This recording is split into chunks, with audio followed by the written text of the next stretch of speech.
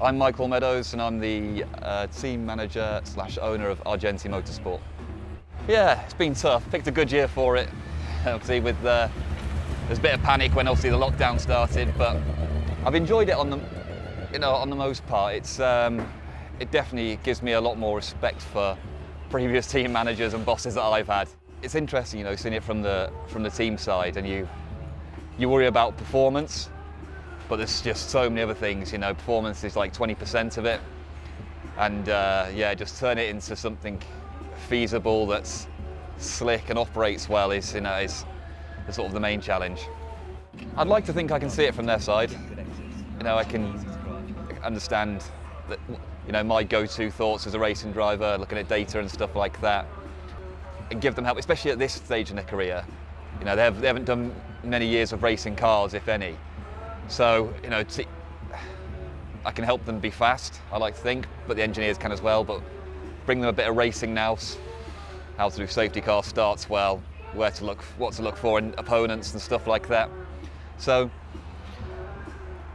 I want them to come to me as much as they go to driver coach or engineer, on any issues they're having. And if I can give them 0.2%, then it's worthwhile.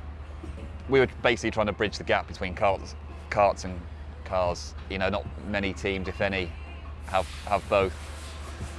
And when guys finish karts, often it's okay, unless they've got a manager doing it for them. The dad picks up the phone and goes, right, what do you want to do? F4, let's have a look at the teams.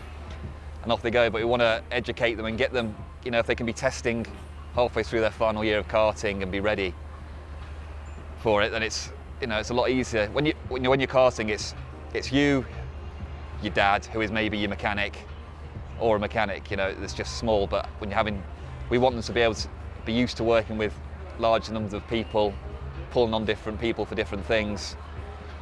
It's scary enough when you move from karts to cars. So if you can have some commonalities, some of the people already, it's just something less to worry about. And it's hard for a karter to move to cars.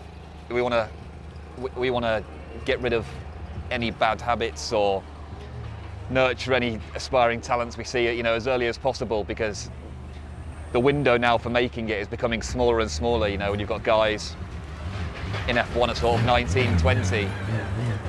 So there isn't time to do much messing around in the junior single seaters. You need to arrive and be on it.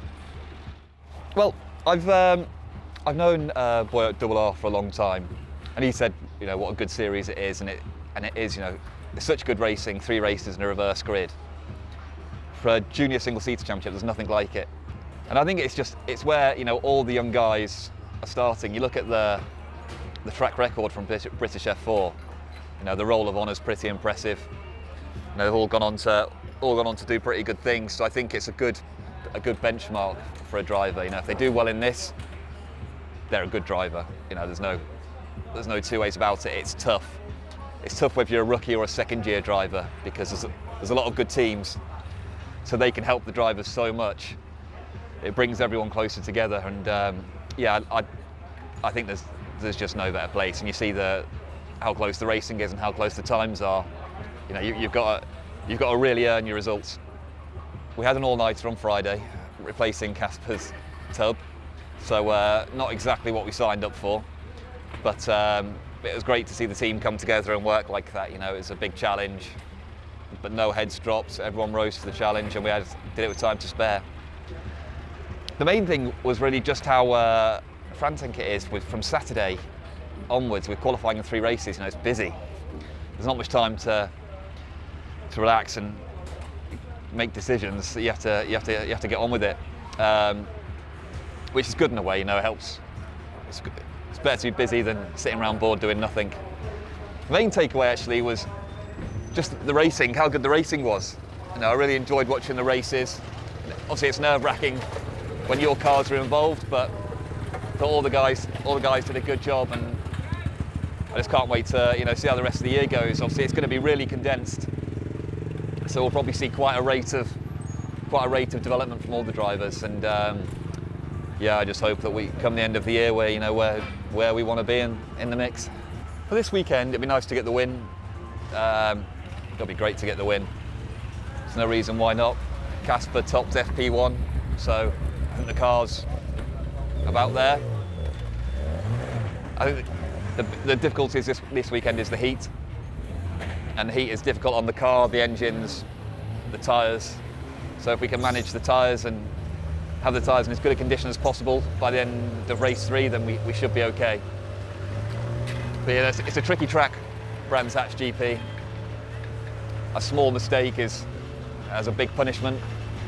So you just want the guys to, build up, get comfortable, give them as much confidence in the car as possible. See what they can do in quali. It's all about qualifying. If they can really push themselves, find that last 10th, then we should be on for a strong weekend.